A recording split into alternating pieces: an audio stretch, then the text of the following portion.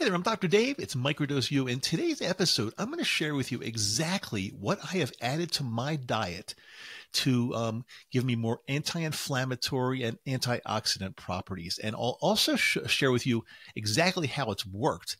And I think this is really going to help your life, not only of microdosing, but in general, it's going to help your mental and physical life. So let's get right into it. This is Microdose U. I am Dr. Dave. Enter the world of magic mushrooms with Microdose U.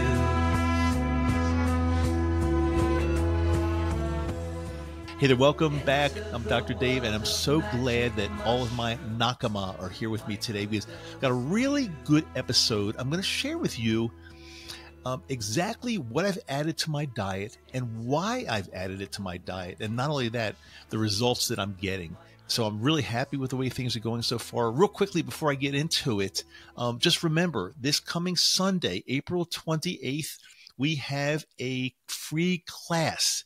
Dr. Denise Moret and I are hosting it, and our guest is going to be Janelle Michael-Isaac, and she's going to be speaking and teaching us all about the different strains, varieties, and what species of magic mushrooms and more. We're going to talk all about this. You know, it's one of the most commonly asked questions I get. Well, what strain do I use? What variety? What type of magic mushroom? There's so many out there. What do I use for exactly the result I want to see and I want to achieve? So we're going to be getting into all that. Bring your questions. It's going to be awesome. It is no charge. It is free. I'm doing this for my nakama. And the only thing I do ask, if you do sign up, since it is free, please make sure you show up because we have limited spots. And if you sign up and then you just don't show, it's just keeping somebody else away. So we really don't want to do that. So please help us out. The link to get to the registration page is simply classroom.davidmatto.com. And I'll make sure I put that in the show notes so you can just click on it and there won't be any problem getting to it. So make sure you're there. We want to see all nakama. It's going to be kind of like a nakama hangout Sunday evening, 7 p.m. Eastern time. So wherever you are on this planet, check your time zone and correlate it to 7 p.m. Eastern time. And oh God, we'll see you there. It's going to be great. So what I've done, I've talked to you very many times about having to do work alongside of microdosing, because just microdosing alone, well, you might get some results. I'm not saying you won't, but you're not going to get optimal results, and it's not going to probably go the way you want because there are a lot of other things you have to do. Look, it didn't just happen overnight that you got into the situation that you're trying to fix, whether it's some type of mental health issue or whatever it might be. It didn't happen overnight. It happened very, very gradually over a long period of time, and you probably didn't notice it until it started getting really bad. That's the way it happens in most cases. So thinking that just popping a few, microdosing tablets or, eating some magic mushrooms are going to take care of it quickly. It's just, that's not really the way I want you to think. I want you to think you're going to do everything you can. You're going to put your all into this. You're going to pretty much dedicate your life to fixing the way you are and the way you feel. And one of the things I've done fairly recently, I'll back up because I've always tried my best to be like a very healthy eater. My health is very important to me. So I've been outside exercising or inside or wherever I need to be for decades. And I've always tried to eat the right thing. But, you slip up, you get into bad habits, you gain weight, you eat junk. It happens to everybody and no judgment whatsoever. However, I got a wake-up call through this whole funk that I went through. Started at least I think it started 4 or 5 years ago, but it probably started way before that. But you just don't know it because it's coming on gradually, so you don't know it. But it got to the point where things were pretty bad, and I've got everything under control now with my microdosing and the things I'm doing on the side. And one of the things I noticed, and my doctor noticed, is that some of the things in my blood work were just like a little out of whack. Inflammatory markers, some of the maybe low density lipoprotein, the particle size, the particle numbers, things that a lot of times, things that a lot of doctors don't even dive into. So you may not even know about this because if you've got one of these doctors, like I've said before, that kind of does a quick exam, pats you on the back and says everything's good, you might not even know some of the things that are going on. So again, I urge you to find the very best doctor you can in your area. You can do this. The way I look at it, yeah, it might be more expensive than what you're paying now, but it will pay off incredibly over your lifetime in better health if you just know some of the things that are going on. So we noticed that some of my inflammatory markers were up a little bit, and I wanted to do the things that I could do that I totally have control of to make sure everything's within check, make sure everything's healthy. One of the things is losing weight. So I went on a weight loss diet, which was kind of like a intermittent fast, and I'm still sticking to that as much as I can. It really, really worked well, and that's a little bit beyond what I was going to talk about on today's episode. But since I got into it, I'll just tell you real quickly. I eat all of my meals and everything in between the hours of 8:30 a.m. and 6:30 p.m. After 6:30 p.m., I don't eat anything. The only thing I will consume is some tea, some hot tea, or it could be iced tea. It doesn't really matter, or water. But I don't really eat anything. And this helped me a lot because not only did I lose weight, but after 6:30 p.m. and after dinner was a time that I would just snack. I don't know why. It's not that I was hungry, but I would just like, it's so easy to pick up some trail mix and some nuts and some whatever you got lying around the house. You walk through the kitchen or the fridge and it's so easy. But so I made it my goal or my point not to eat anything after I finished dinner at 6:30. Again, except for some maybe hot beverage like a hot tea, but no sugar in it. No, I mean, I don't eat sugar anyway, but no sweets, nothing like that. Just plain old, good old decaffeinated, preferably if you're doing it in the evening, but hot tea or I use green tea usually, and then or just water. Water's good. Water's healthy. So let me tell you about some of the things I've put into my diet now that have really, really helped me. Number one, and these are in no real order other than the order I just thought of these in. So it's not like the first one's going to be the most important. To me, they're all important. If something's not that important, I'll tell you. But to me, they're all important because everything kind of works together. So the first one I incorporate in, and I probably have talked to you about this a little bit, and I eat it every morning. Every morning is natto, which is it's Japanese. In English, it's and you can walk into an Asian grocery store and ask for natto, but it's fermented soybeans. It's a very small prepackaged portion. It usually comes with a little bit of mustard and sauce, and you mix it all together. There is a learning curve, I will tell you, because at first you're going to look at this and say, what the heck did I get into? This is nasty. It smells a little weird. It's not bad, but it's something that we're not used to as Westerners. Once you start eating it, you actually embrace it, and it tastes really, really good, but it's slimy, it's sticky, it's weird consistency, and it smells, you might think it smells raunchy. But again, I overlooked all of that stuff only because I've researched the health benefits of natto, and it is amazing how healthy this is. So again, every morning I have a small portion of natto before my actual breakfast. I get it. There's a Japanese grocery store around the corner from my house. You can normally get it in probably almost any Asian grocery store in the frozen section because they keep them frozen because that's the way they stay fresh the best. So and they usually they come to 3 little styrofoam containers per package. And if you can't find them, ask somebody there. They'll try to help you with it. But I highly recommend trying and get back to me and let me know what you think after you've bought some and tried some. Again, it's not the kind of thing you want to just do one time and say you can't stand the taste or the consistency. Practice it and keep trying to eat it. And there will come a time, it might be a month or two, but there will come a time where you start to say to yourself, this actually is really, really good. And I honestly believe that. I really do. It tastes really, really good, but it does take some getting used to. I will tell you that. Second on my list is yogurt. I have a very small portion of yogurt every single morning. Usually put a couple little slices of banana in my yogurt along with my breakfast. Again, it's a great probiotic. Adds the good bacteria, simplest way to say it, good bacteria to your gut, which the bacteria in the gut are super, super important for overall health. Really important. And too many people walking around just have lack of the good bacteria in their gut. And that's why you've got all kinds of problems going on, whether it's gas or gastric distension or what do you call it?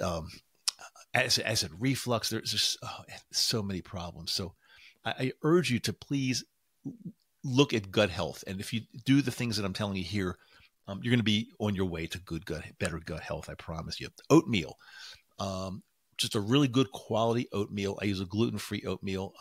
I don't eat oatmeal every morning. I'd say I probably alternate it.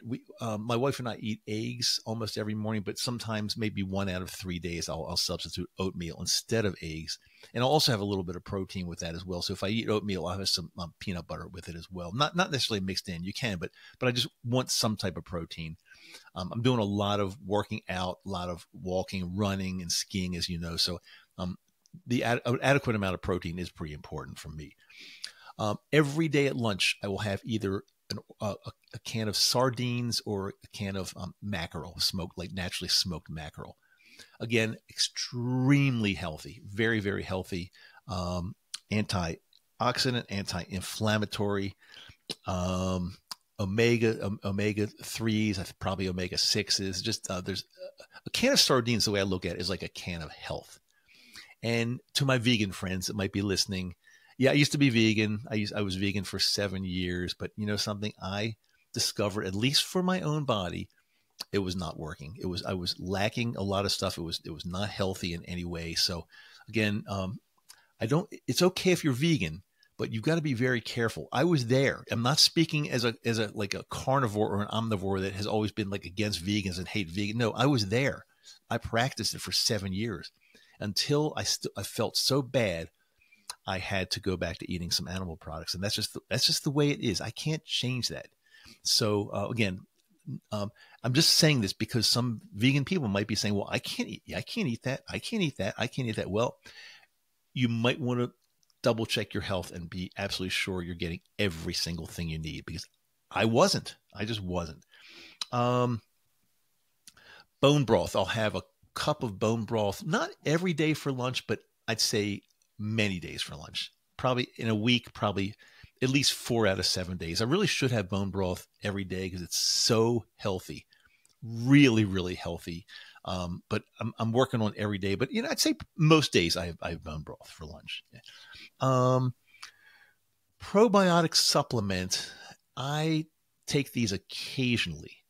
And I use the kind I got 85 billion. You see these numbers, 85 billion. What that stands for is colony forming units, whatever that means. But the higher the number, the better generally. Mine say 85 billion on it. I use a brand called Garden of Life. There are a lot of really good brands out there. If you get it in your local, like healthy type store, go over to the refrigerated section where they have them, because the kind that you have to keep in the fridge, I think, are higher quality and better probiotics. So they're not cheap, but again, my health is worth it. I hope your health is worth it. Let's see what else. Black coffee. I drink black coffee generally every morning, 1 to 2 cups. I don't put anything in it yet. No sugar, no milk, no nothing. Just black coffee every morning. And then in the evening, like I said, I drink a lot of hot tea. Generally in the evening, it would be decaffeinated green tea. I don't want to be staying up all night long, but I also like oolong. I like chai tea without sugar or milk, though. Just plain black chai tea, and some other blends that are just really good. But green tea you can never go wrong with that. It's a really, really good one. Very, very healthy, full of antioxidants, as are most teas. Let's see. Dark chocolate. I try to eat a piece of dark chocolate once a day. Sometimes it doesn't work, but I generally try to eat dark chocolate once a day. And something else I wanted to mention here. This is not really something that I consume, but I found that if I go to sleep by 9 p.m. every evening and wake up by 5 a.m., sometimes earlier, that schedule for me now again, it's not for everybody, depending on your lifestyle, but I will tell you this, that schedule for me has worked out incredibly well. I feel so much healthier and productive and not fatigued when I stick to that schedule. I usually get up pretty early in the morning. 3 days a week, I have a video Japanese lesson that starts at 7 a.m. my time, and it goes from 7 till 8. That's 3 days a week. And I usually get up much earlier than the 7 because I sit around and I do like things in my morning routine. I stretch, I drink some coffee, and I do study. I study my Japanese, and it's a great way to expand the mind and expand the brain. Think about that. I might do an episode on that because I found that taking a language, learning another language is something that is really important for cognitive skills. So again, we'll put a pin in that one for now. I think I'll come back and do a separate episode on the power and the cognitive power of taking another language and things like that. What else did I write down here? I wrote down, so the other things I wrote down is things that I don't eat, and mainly I don't eat any excess sugar. I can never say I don't eat any sugar because I'd be lying if I ate a banana. There's sugar in a banana. And don't be afraid of sugar in fruit. Fruit is really healthy. Now, don't overdo it. Don't eat 5 bananas at a sitting. That's crazy. Nobody would do that. Just like nobody would eat like a box of broccoli at one sitting. I mean, you got to be, when I say a box, I mean like a big box of broccoli. You got to have some common sense. So, you might say that, well, everybody eats sugar. Well, that's true, but I don't eat any added sugar. I don't add sugar to my food. And also I don't eat any kind of like simple carbs. I don't eat, let's say sweet cereal. I don't eat cakes and cookies and things like that, sweets. I just don't eat stuff like that. So if you take all that processed junk, those simple carbs out of your diet, you're already going to be a step ahead for sure. So yeah, no excess sugar, no refined carbs, and I limit my red meat. I went through a phase that I was actually eating a fair amount of red meat. But one of the reasons I got into this anti-inflammatory and antioxidant diet is because my inflammatory markers were going up. And same thing with some of my blood lipid markers. And I made an effort to limit my red meat. I'm not against red meat. I like it. I enjoy eating it. But I do think there's a place for it. And I think you have to be careful because it can cause inflammation and it can cause other things. So I limit my red meat now to, I don't know. I don't really keep track that carefully, but maybe once a week I'll eat some red meat, maybe once a week, if that. Again, I'm not against it. I just know that when I eat more red meat, I've got more inflammation in my body, and inflammation leads to problems in your body. One thing that comes to mind offhand from inflammation is plaque accumulation in your arteries. Like I said, everything is related. I wish I would have known all this back when I was even in dental school. Everything is related. You can't just put blinders on and do one thing. You have to really look at the entire picture. And by the way, when I went back 3 months later after changing my diet and after losing some weight and also after limiting red meat and using this anti-inflammatory diet that I'm using right now, my blood work was, in 3 months, my blood work was much better. The human body is amazing. You take away the stressors and you take away the things that are bad, and the human body likes to repair itself. So keep that in mind. I mean, if you start doing many, many, many things right, again, you just can't do one or two things right. Like I mentioned, sleep here, but everything's connected. So if you start doing a lot of things right, you're going to notice a big difference in the way your health is. And not only that, but the way you feel every day. And remember, I want to remind you, you're not here listening to me only to learn how to microdose. You want to feel better. You want to feel better every single day, and you want to be healthier. That's the main reason you're here, other than if you just want to listen to my voice. And I do have some people in Japan that are actually tuning into the podcast because they think I speak, and maybe it's true, I speak very clearly, and it's easy to understand my English. Maybe if somebody has English as a second language, I pronounce my words very carefully, and I talk, fairly slowly. So it's a good learning skill to, for somebody that's trying to learn English as a second language that may be even interested in this topic a little bit, but they listen to my voice. So I'm pleased and proud of that. So anybody that's listening from Japan, arigatou gozaimasu. Anyway, okay. And so I think that's kind of what I wanted to say. I want to make sure I didn't miss anything. Because again, these episodes lately, I just kind of go through and I don't edit, and we just say what we have to say. Oh, one other thing I will mention. I was using some ghee in my diet regularly. I would actually stir it into my black coffee. And so when you stir ghee into black coffee, it's not black anymore, but it looks black, but it still has ghee is clarified butter. So when I got my blood test back and I was trying to really work on my blood lipid panel, I did take the ghee out of my diet and use it very infrequently now. And I noticed, there was a change for the better. I'm not sure, again, since I did so many different things, I'm not sure what's what, but I've been keeping ghee out of the diet a little bit. My medical doctor actually told me that I want a little bit of fat in my coffee to take it that way, to use a little bit of olive oil, virgin olive. What is it called? Extra, what is it? EEVO, extra something. I can't remember off the top of my head. Can't remember, but anyway, Evo. Extra virgin olive, I can't remember what it stands for. Anyway, it doesn't matter. Use a high quality olive oil. You'll probably write in and tell me what I was supposed to say. You'll know. I think that's it. If you follow even most of what I just said, I think you're going to start feeling a lot better. And remember, if you do have some extra pounds, the weight loss is it's a major win. If you can lose some weight, it's a major win. One of the main reasons I was losing weight is because I wanted to take some weight off of my knees. But I noticed that when I lost weight, like many other things started happening for the better. So yeah, excess weight just really wreaks havoc on our bodies, mentally and physically. Remember, everything is connected. You can't just say, if I lose some weight, it's going to help prevent diabetes, or if I lose some weight, it's going to help prevent this or that. Everything is connected. It will help prevent everything. I promise you. I really do. Okay, I think that's all I have to say today. Remember, I've got a lot of really good links in the show notes.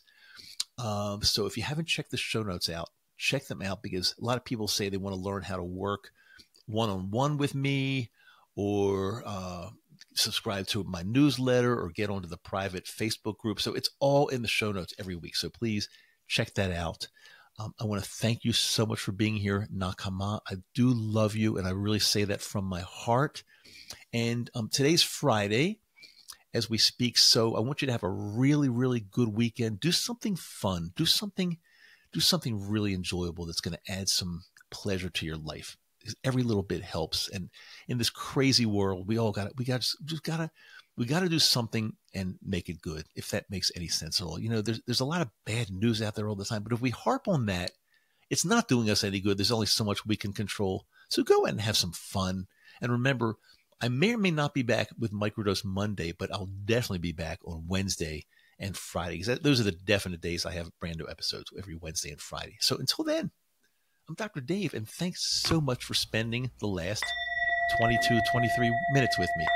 Talk to you soon. Love you.